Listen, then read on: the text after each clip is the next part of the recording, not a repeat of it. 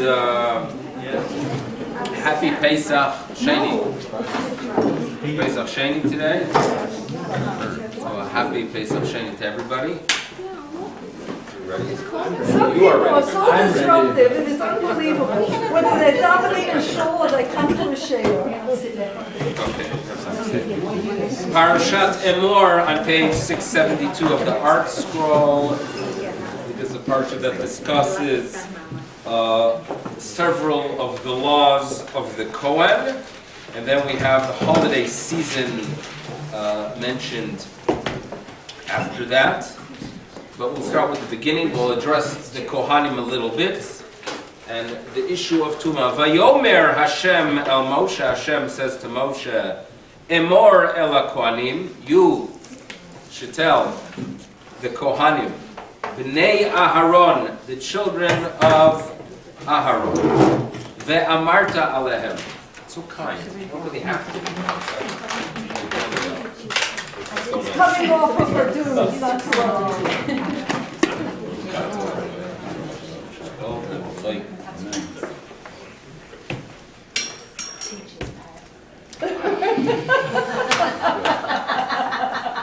Did you hear your lines coming? No. Teacher's pet.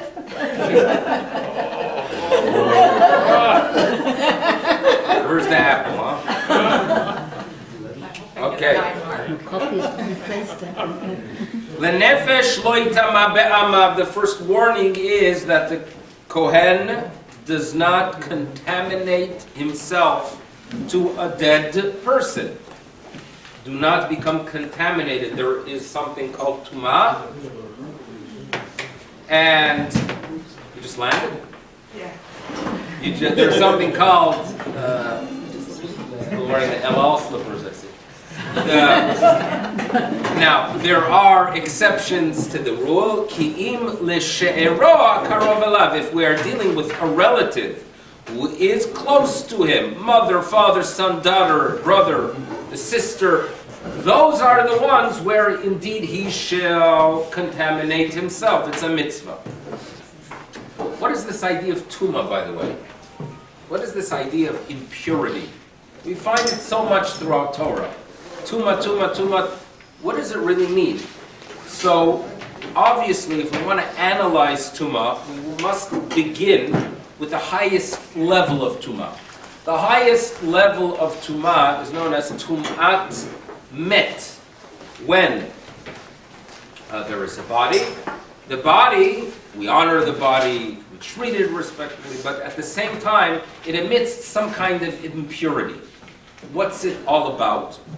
So the general rule is, and this is something that we can use throughout the discussion, when there is a void of purity, a void of sanctity, when there is a void of Kedusha, Tumah replaces it.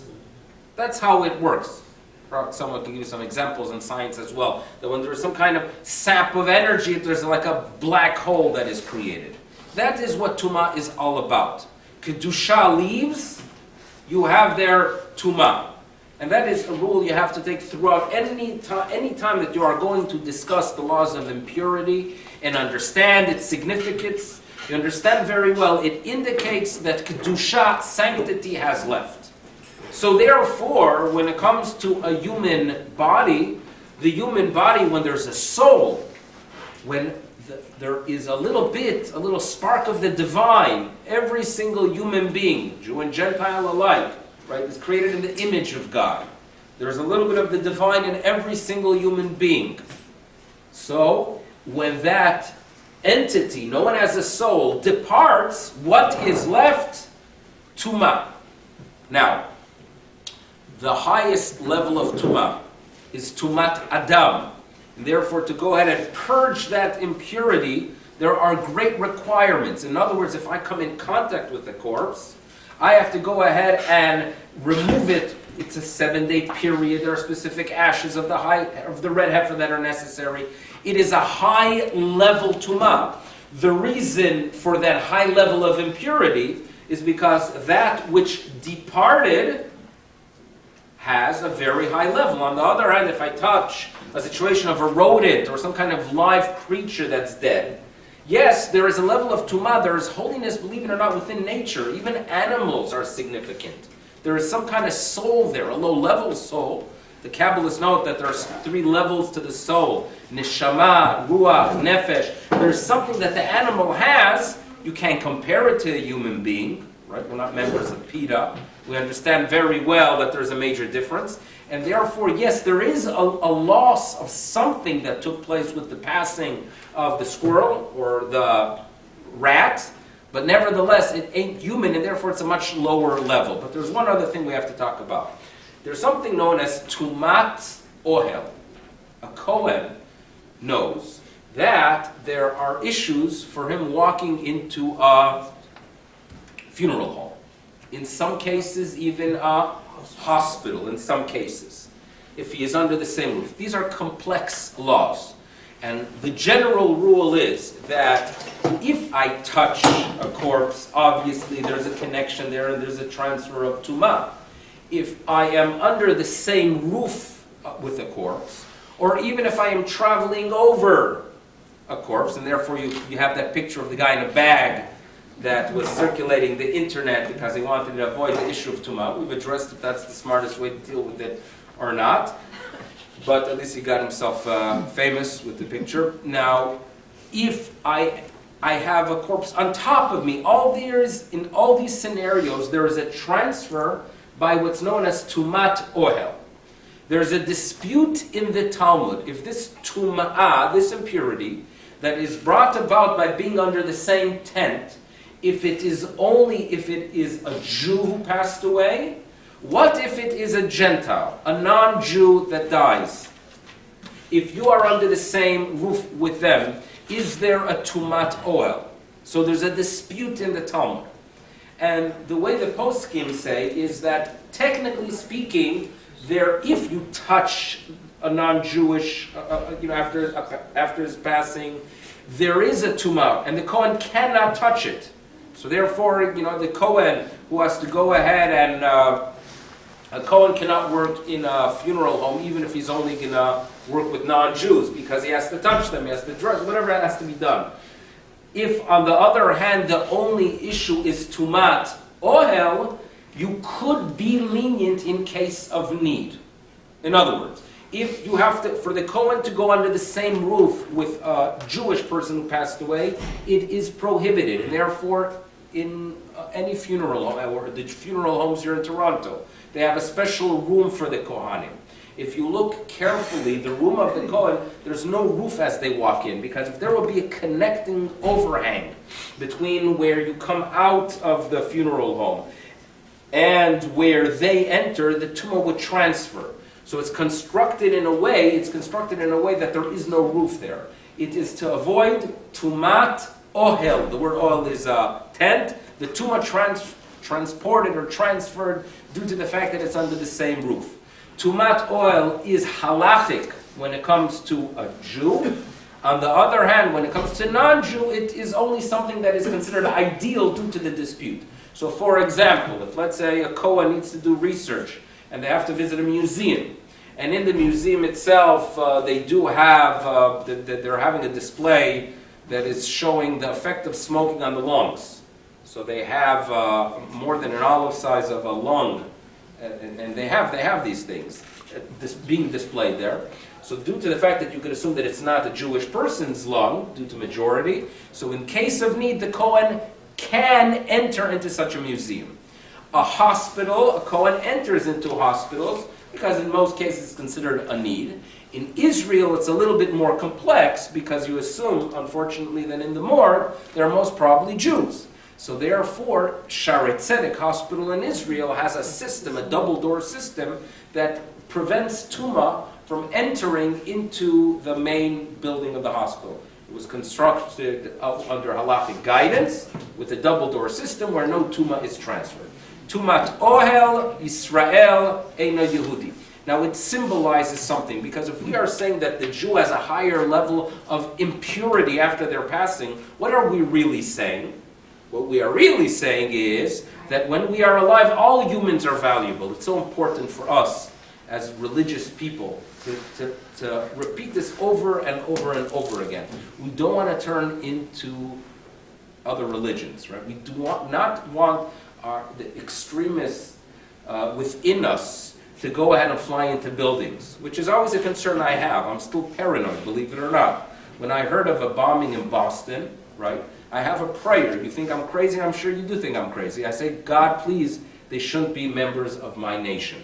Now you think I'm totally nuts, like what, Jews would never do that? You know what, I still pray for it. And when I hear that they were from, they're Chechens, I say Baruch Hashem, because I don't think any shtibels in Chechnya. That's how I work, because I always have that concern that religion is very dangerous, and that's going to be the second discussion that we have. And therefore, a declaration, what we must declare to ourselves, our children, is that God values all humans. At the same time, that statement, by the way, is a little bit dangerous too, because how do we preserve our unique identity if we're all the same? So we have to have that ability of saying God loves all, but we have a unique mission. We are the educators to humanity. There are values. And the statement, and therefore when we go ahead and we declare Asher Bachar Banu, that we are chosen, it is not I am chosen and therefore I can do what I want. I am chosen and therefore I have a great responsibility. I must be ethical. I must be a decent person. I have a responsibility, and the uniqueness of my Jewishness is not being better, it is more of a requirement. That's the healthy way to view the world, because then we could achieve, then we wake up in the morning and we empower ourselves to go ahead and make a difference, to be good people, because I have a responsibility, I'm Bachar Banu, I'm chosen to be good. That's an important way of viewing our relationship to the world. Tuma, the void that is really the byproduct of sanctity, there is only impurity when you had sanctity beforehand, applies to all humans. All humans. There's Tomay even by non-Jews because even they have Kedusha. But we, due to the fact that we can have an effect, you know, there's a concept of spiritual waves, that when people of Israel do good things, the world is blessed. We have the concept that in the Beit HaMikdash they would bring on the holiday of Sukkot the 70 bulls, and they were brought for the welfare of the 70 nations of the world.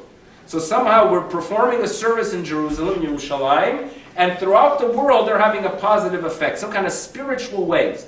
We have the ability of affecting the world even if they are far away, right? When it comes to people who are not Jewish, they make a difference. There's no question they make a difference, but it's practical. Just as when you touch someone, you connect to someone. They touch by being decent, by doing acts of kindness. Yes, they have an effect, but we have an effect. We have the ability to affect even from a distance, because we understand that we are under the same roof, which is under heaven, and therefore tumat oil. So you see the relationship. Why do Jews have a higher level of impurity? That we could go ahead and transfer impurity, that the Jewish body could transfer impurity, even if the object is distant. That is because we have kedusha, our sanctity, could go ahead and be transferred even if the person is far away. Sanctity, doing good things makes the world a better place. Even on just the spiritual level, there's no question when you smile and you're kind and you show the world that Jews are people that are concerned about humanity, those are things that are good, they're logical, but even on a spiritual level, doing good has a positive impact. So that's how I view Tumah. Now, the Kohen needs to distance himself from Tumah. You know why? You know, religion, what's the main focus of religion? Is it life or death? No. You must be Jewish out here, right? That's a Jewish view of viewing it. There are religions that, and you know, it's always a concern. We do things for our neshama, okay? When we are in our physical state, we're not really in touch with that neshama. So when does my neshama benefit from the good deeds I perform after it departs from this world? So there's always a concern that when we talk about mitzvos, relationship with Hashem, when we talk about it, and we talk about that it benefits a soul, and that entity is really gonna come out, right? Come out of, not the cloud, come out of its body and then reach its full potential, there's always a concern that religion focuses too much on the afterworld. That's actually not healthy. Not healthy. But so many religions, and especially if you visited the world of the past, right, where the idea of making an offering, or the idea that you could have suicide bombers. What that's the byproduct of viewing that the good things, or in other words, what you could really merit, is in the world, in that world to come. The key to, you have this key, and you can open up the Garden of Eden and benefit and have all the enjoyments of the world. Religion often can be viewed as a religion of death. Our book, our Torah, does not really address the afterlife. It's very fascinating. It's so much part of our faith, but all of Torah is how to live. Why? Judaism wants to focus on life. Now, people of the teachers, for the teacher of religion, it is extremely important for him to separate himself from death. At times, again, the man of faith is not a man that has great wealth. He's not a man with all the comforts in the world. The man of faith, the educator of faith, the man who made his priority, the human who made his or her priority to be an educator, to reach out, correct? To be one who guides spiritually, is not focusing on comfort in this physical world. So where are they placing themselves? In the world to come, where the reward is. But there's always a danger that if your focus is my reward in the world to come, so what happens? I could be a preacher of a religion of death. In other words, we're just living in this world temporarily. Our main goal is the world to come. Our main goal is the world to come. And there are rabbinic statements that say it. But then suddenly we can have this develop a very negative attitude towards life, lacking the appreciation of life, not taking care of our physical body in essence. Right? Why take care of the physical body if all it is something that's temporary? It's like remodeling a hotel room. You're spending one night in a hotel, and you don't like how the furniture looks there, so you start moving things around. Theoretically, a person could view all of life as something that's temporary. Now, that's very unhealthy. We do have to value what we are achieving here, because God wants us to live in this world with the values of Torah. The man of faith has to distance himself from the mace, from the impurity that the mace brings. It's impurity that can be very damaging. For relatives, God cannot demand from the Kohen not to go to a funeral of a parent. It can't. It doesn't work like that. We're not a cruel religion. Unless he is unless he's the high priest that has that unique role, that is in a different realm. He's like in the Garden of Eden. He enters into the Holy of Holies. He's on a different realm. So the average Kohen is told, distance yourself from impurity. You're a man of life. You're a teacher of life.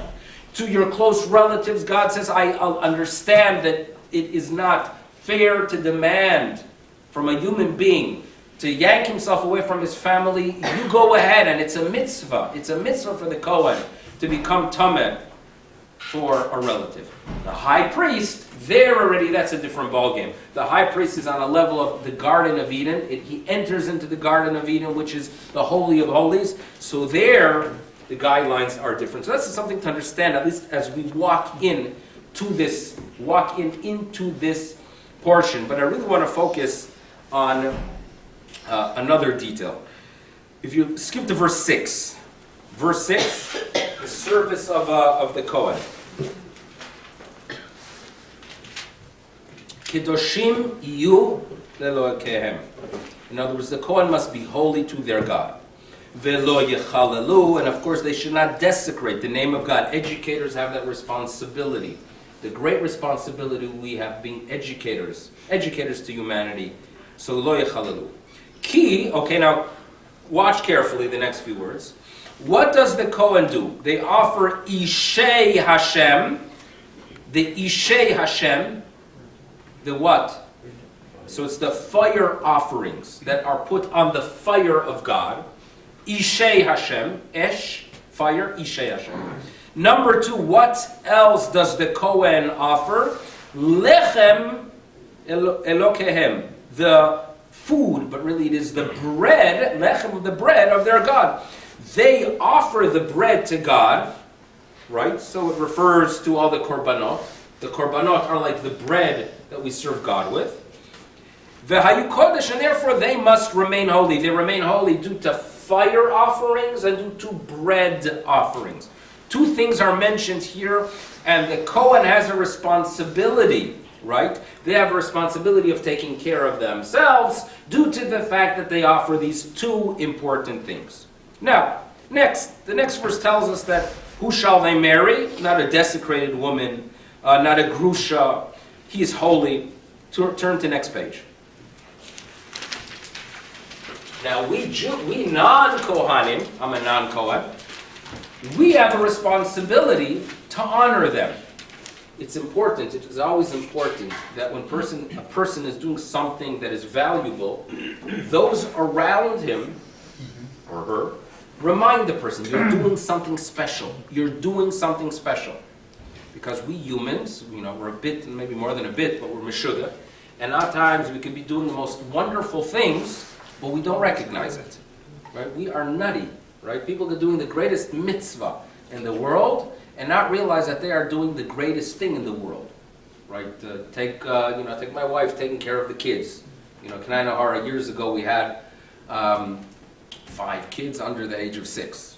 Yes, Meshuggah it is, right? So Kanai Nahara. So it is if you think about it in depth, it's the most amazing thing to do in the world. To deal with difficult chevra, demanding. It's an amazing thing. But a person has to realize this is an amazing thing, taking care of, future beings. This is an unbelievable thing. But humans do not appreciate it. And I've dealt with it so many times of meeting people who have done things for community, rabbis who had a wonderful impact on people's lives. They don't appreciate what they are doing. It's an illness in essence. We have a responsibility every single morning to recognize what we are. That's what are the 3 most important words we begin our day with. It's the essence of Judaism. Modeh, ani lefanecha. Modeh. The first thing is appreciation, being thankful to the Almighty. Thank you, God. If you are not a thankful person, you're not a complete person. You have to be thankful to God, to parents, to society, to the second cup, to the person who brought it. You have to be thankful. That's number 1. That's how we begin our journey of life. But number 2 is the ani. Recognize the significance of me. We wake up, we don't recognize how significant we are. It's absurd. How many stories have you heard of people that leave this world and then afterwards, everyone realizes how valuable they were. We have that responsibility of standing by the mirror every single morning and saying, Ani, I am valuable, I'm valuable, I'm achieving something, I'm doing something. It's the most important thing. And then, Modeh ani lefanecha, we have to live our life in front of the Ribono Shel Olam. That's it. That's what Judaism is about. After that, you can retire. If you fulfill those 3 words wholeheartedly, you already had a good day. But that's what Judaism is about. Now, Kohen is doing great things. You know who has to remind the Kohen you are special? The rest of us. Vekidashto. We are warned that if there's a gathering and there are speakers and you want to honor someone with the first speech, if it's considered an honor in that society, you give it to the Kohen. You have a reading of the Torah. Who do we give the reading to? The Kohen. We say, you are a Kohen. In those days, they were the educators, the teachers. We honor them. Everyone else around them has to honor the Kohen, and they have to sanctify them. Vekidashto. Why? What does the Kohen do that's so special that me, the non-Kohen, I have to go ahead and honor them? Ki, since et lechem elokecha hu makriv, he offers the bread to God. You know what? The Kohen's special. He offers the bread. So I, the non-Kohen, have to honor him and view him as the bread man. He offers bread to God. Okay, so we honor him. The problem is, there's a discrepancy here. What happened with the fire? In other words, when we're talking to the Kohen, the Kohen himself does fire for God and bread for God. When everyone else has to turn to him, we view the Kohen. How do we go ahead and assess our relationship to him as the one who brings the bread? Why do we only talk about the bread? That's the question we have to deal with. And the way we could clarify it is by understanding what fire represents and what bread represents. You need, by the way, fire in your religion. You need fire. Now, what do I mean by you need fire? There has to be excitement. I get inspired. There was a person here collecting last night and today in the morning. I think a Breslov fellow. Breslov, I don't know. He's a normal Breslov. Yeah. So, a very warm guy. He's a warm guy, very excited. And he's sending Divrei Torah. There's a fire within him, a contained fire. A contained fire is incredible. Contained fire gives you heat, right? Cooking, a good barbecue. It's amazing what you could achieve with contained fire. Fire is necessary. Now, spirituality, we need a fire. There has to be a fire within. The people that inspire, the people we turn to, people that captivate us, people that lead us, have a fire within. There's something burning there. It is supernatural. It's a supernatural fire. There's heat, by the way. They provide us with warmth. We feel our identity. They provide us with light, as if they could guide us. The darkness of this world. You know who illuminates it? The one that's carrying that torch. That's the fire. But unfortunately, a fire could be very destructive. It could explode, like it did in Texas. Fire could destroy a city. You know how many times cities were destroyed? You know, London in 1666, I don't think you remember, but you're in Leeds. I was in Leeds. But fire destroying cities, we find it appearing in literature, halachic literature. It is mind-boggling why everything was built of wood, and they did not have the fire hydrants that we have. And the result is, fire, there's nothing more destructive than fire. And when it comes to spirituality, I've seen too many times the fire of Judaism that's not contained. It is so disturbing. It is so disturbing. People that have a passion, and they walk around with this passion about God, and they are burning communities. They are burning cities with the machlokas. For the sake of heaven, I'm going to go ahead and yell publicly that so-and-so is a heretic, right? For the sake of heaven, I'm going to go ahead and yell that you're a destructive person. I've seen it. I've seen it, unfortunately, even in my religion. Even in my religion. I've seen it, of course, with the people who fly into towers and try to blow up trains and blow up an 8-year-old in Boston. That's basically a fire. They're farbrenta people. In other words, they are people that are very, very passionate about their religion. Religion is fire. If it's not contained, it is the most destructive force. And it's something that we have a responsibility within our religion. We had that too, by the way. We're not perfect. Yitzhak Rabin, you know that he was killed by a person that was wearing a kippah? So they say. What was that? So they say. I'm not. I remember him actually, but that's a different time. And after record, I don't want to be interviewed. But maybe I could. Leave it on? You leave it on. Okay, I hope the Mossad doesn't hear this. When I was in yeshiva, I was in yeshiva in Tel Aviv for 3 years. So we were roommates with my older brother. We were 4 in a room. So it was my older brother, me, and the Holzer brothers. We were brothers local.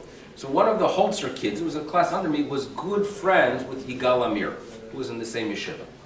Okay, Yigal Amir, I remember him a little bit. Nothing too special about him. He was able to do interesting things with his hands. Now, Yigal Amir would hang out in our room, but when my older brother would come, who was older, he was like a little bit, I don't know if the word is in awe or afraid of him, and he would run out. In other words, when Rabbi Milevsky came, Yigal Amir would run out. That was it.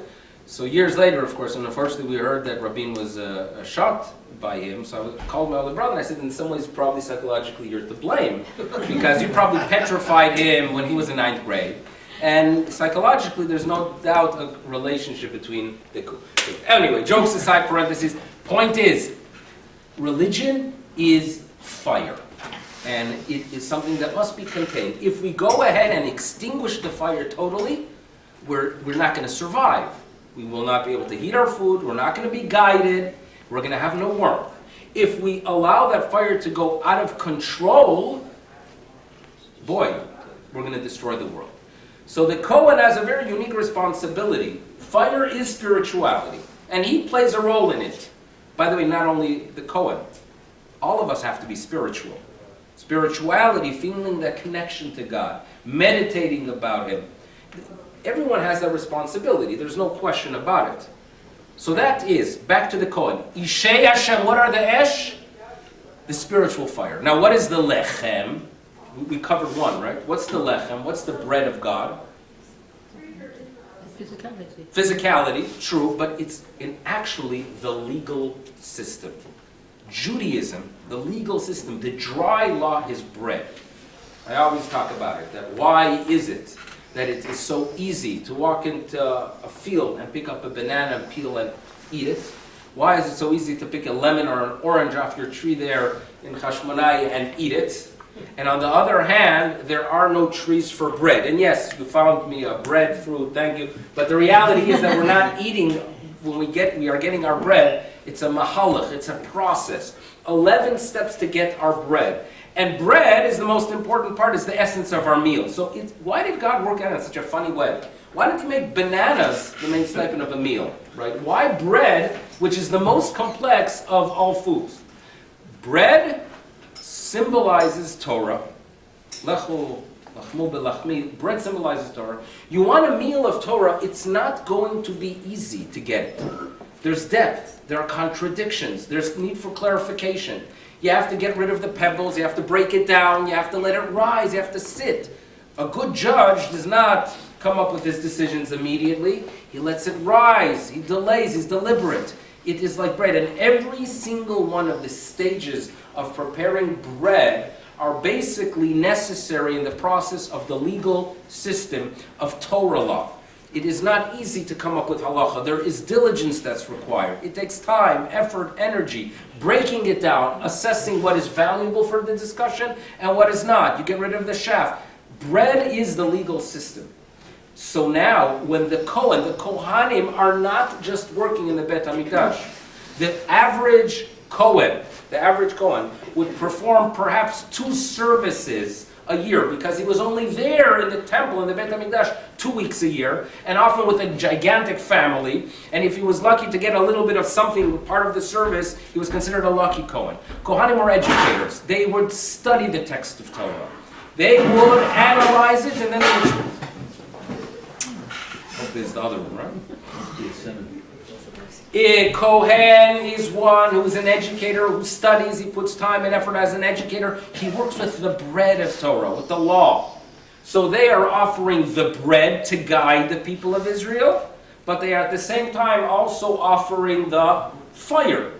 But when they are educating, when we follow the Kohen, we do not rely on them being spiritual for us. Again, when we have an educator, when we have a teacher, I don't rely on the teacher, my rabbi, my rebbe, my Rosh Yeshiva is going to be a spiritual person, so if I go ahead and visit him, that's my spirituality. It doesn't work like that in Judaism. In other words, I have to be spiritual too.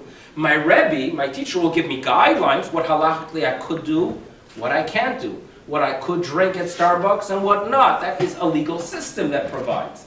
But it doesn't act spiritual for me. You know, I often encounter, I remember when I used to do kashrus, and I would visit plants, and sometimes there were Jews that were the owners of the facility, and they would be using language which was not exactly appropriate, and always would work the same. That he would say something, I know I shouldn't be using such language in front of a rabbi. That was the line used. And I always wondered, what's the difference? If it's language you don't want to use, you shouldn't use it. What? So there was some kind of feeling that, a man of the cloth, a spiritual person is there. So I have to go ahead and be nice because he's being spiritual for me. The idea of Judaism is the following. The Kohen, indeed, is involved in bread and in fire. He is involved in spirituality and the legal system. What he provides for us is a legal system. The Kohen, the educator, tells us this is something that is done in Judaism, this is something that's avoided in Judaism. He gives us a framework. We take that dry system that the educator gives us, and we create our own fire. We do not rely on their fire. We do not sanctify the teacher, we do not sanctify the Kohen by claiming that, he is spiritual, so we don't have to be spiritual. No, we honor him because he educates us. He teaches us wrong from right. We could be inspired by the fire, and we could go ahead, but the goal is to create a fire from within. So back to the text. The Kohen has to sanctify himself because they are ones who deal with the fire of spirituality and the bread of spirituality. the fire, the excitement, enthusiasm, meditating about Hashem. That's what the Kohen does. And they study the legal system, the Lechem. We, in verse 8, V'kidashto, we, the non-Kohanim, sanctify them, because what do they provide for us? They provide for us, they study Torah day and night, we have to go to work. They provide for us the legal system, halacha guidance. V'kidashto ki et lechem elokecha umakriv. He gives us the bread. He doesn't act spiritual for us. He gives us the bread, and therefore we sanctify him. And the reason the Torah doesn't want to mention fire, that he does the fire for us, because that's not true. We have to be spiritual. We do not rely on specific people to pray for us. We do not need a pope to go ahead and pray for us or to connect us to the spiritual being, to God. We can all do it. Korav Hashem v'chol korav. But who do you turn when it comes to Torah? Who do we turn to? We turn to the elders, to the wise men, to our leaders. Those are the people we turn to. So this is a little bit of an understanding of these things. Now, one thing, we talk about the holidays. The holidays at the end of the Parsha, the Yom Tovim. This Sunday is Lag BaOmer. Lag BaOmer. Lag BaOmer had an identity crisis and an identity shift. Okay? In other words, we know we mourn during the Omer. It's not the morning of the Omer. It's always a little thing. It's complex for a 4-year-old at home. Like, we're counting Omer, so we're mourning. One is not related to the other. In other words, there is a Torah law that we connect the second day of Pesach. They would bring an offering. The offering brought on the second day of Pesach, on the 16th of Nisan, was called the Omer offering. The Torah tells us that from that day on you count 49 days, you reach Shavuos. That's it. Okay? Count 49 days in that period from the bringing of the Omer. Afterwards, in the 2nd century, Rabbi Akiva has many disciples who died. And it could very well be that relates to this destruction that took place during the Bar Kokhba rebellion in the year 132. And when it talks about the fact that he had 12,000 pairs of students, what does that mean? Why don't they just say 24,000? Perhaps as warriors, they had a buddy system as the warriors, and many of them died. We know that. So we mourn. There was great potential, by the way. Rabbi Akiva believed that Bar Kokhba, the leader of the rebellion in the year 132, had the potential of being the Mashiach, of bringing us back home. We had the potential and we lost it, and we mourn it. So we mourn during this period of time, but there's a tradition that you only have to mourn 33 days out of this period of time. 33 days you must mourn. There's a tradition. So therefore, day 33, by mourning a little bit, there's the rule that by mourning a little bit, it is as if you have mourned the complete day. So we mourn a little bit on the beginning of day 33 in the morning, and that ends our Omer. And then we could be happy and we could go ahead and get our haircut and go to the symphony orchestra. Correct? That's the traditional approach. Then something happens in the 16th century, and there's a new understanding. And this is based on the Arizal, that Lag BaOmer is not just an end, but it's a significant day on its own. And that is, it's the day that Rab Shimon Bar Yochai passed away, or perhaps even taught the secrets of the Torah. So it became a very, very Kabbalistic day, Lag BaOmer. And therefore people go up to Miron, and they do all kind of fascinating, interesting, weird things up there because it's a day of celebration. And you have great Hasidic masters who light the bonfire. And it became a day that has its own significance. And suddenly, the old school was that Lag BaOmer is significant starting in the morning, only in the morning. And the night before, it's not significant yet, because you have to mourn a little bit of the morning. Suddenly, or since the 16th century, Minhag Yisrael is, and we value the Minhag Yisrael, that it's a significant day on its own. And if you are in Israel, this coming Motzei Shabbat, I don't know if anyone's going to be here, there are bonfires everywhere, there's dancing, there's singing, people going up to Miron. A very exciting day indeed. So there's a shift that took place in our religion. What does it have to do? It has to do with the Kabbalist of the 16th century, the Tzfat effect, which is something that's fascinating, something to study, but something to be aware of, that there's something unique about Lag BaOmer, that it's not a traditional holiday. Now, there were great rabbinic authorities who were not comfortable with this new identity of the day. Like the Chassam Sofer, he was very critical of the movement of elevating the status of Tzfat and Miron. They were very uncomfortable with it. He actually made a very strong statement that when there was an awful earthquake in the year 1837 that took place in Tzfat, and many people died. The Chassam Sofer said that it's Jerusalem crying out that I am ignored. In other words, in that period of time, if you would make Aliyah in the 18th century, what city would be the city of choice? Often would be Tzfat, because that's the Kabbalistic city. And they would ignore Yerushalayim. And the reality was that Yerushalayim was way behind. They did not have the same amount of rabbinic institutions, not the same amount of pizza shops as Tzfat. So the reality was that Tzfat was considered the more significant city. So some Sofer says that that's problematic. It's the Kabbalistic effect, which he viewed it as a negative one. And the reality is that if you look at the development, Martin Gilbert wrote a book, I think it was something called From 1838 to another date, or maybe it was till 1888. He called it the years of the development of Jerusalem. Maybe it was 1848. But the point being is that after that earthquake, Yerushalayim had its comeback. And since then, it's been, thank God, uphill. That's literally uphill, or downhill. As a kid, my grandfather would ask, what does Yerushalayim have more, Yeridot or Aliyot? Are there more downhills or uphill? He would sit there trying to figure out what exactly, I remember there's an uphill. So in any event, that's what took place. So Lag BaOmer is unique because it brings out this shift that occurred, the Kabbalistic effect to our religion, which is one that is seen. If any of you have grandchildren who did not get their haircuts till they were 3, a practice that did not exist in Germany, did not exist in Lithuania, did not exist in Poland prior to the 16th century, did not exist in Toronto, at least for me, when I was a kid. And today, people adapt a custom of having Nebuch, the poor kid, and some claim that it was Johnson & Johnson that came up with it because they know you'll need more shampoo. But anyway, it's a Kabbalistic adjustment that took place, viewed differently by different rabbinic authorities, but Lag BaOmer is the day to think about it, to address it. But nevertheless, if Jews are happy, we are happy, and everyone should have a happy Pesach Sheni today, and a happy Lag BaOmer, and thank you for coming.